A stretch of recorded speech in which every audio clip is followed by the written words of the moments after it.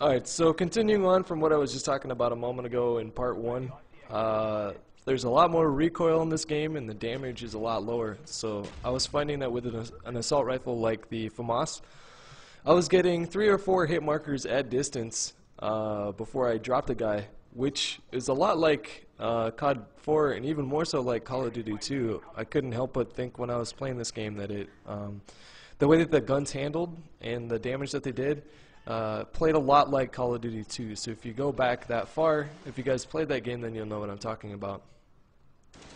And here I was absolutely clueless and I just get shit on.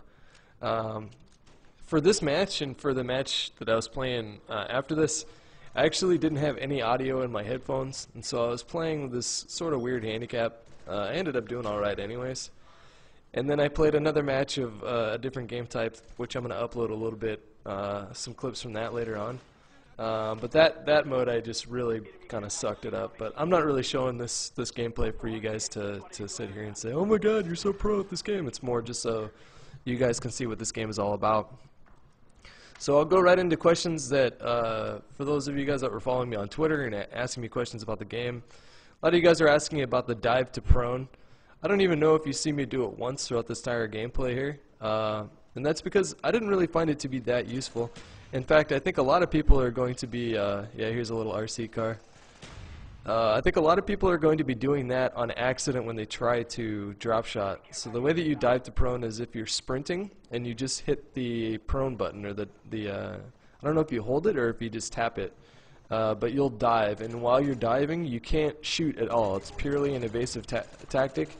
And when you do it, the animation takes a minute before you can get out of that animation. So it's basically just to kind of get around corners if you're getting shot at, but it's not an offensive maneuver whatsoever.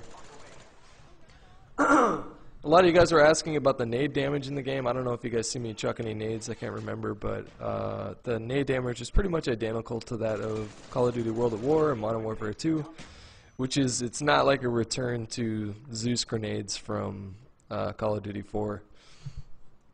And as far as like all your equipment goes, they broke it up into three different areas. You have lethal, which is like your grenades.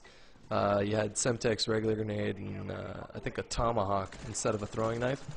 Second one was tactical, so that had things like, yeah, tactical insertions back in the game, which I'm not a fan of at all, but what are you gonna do?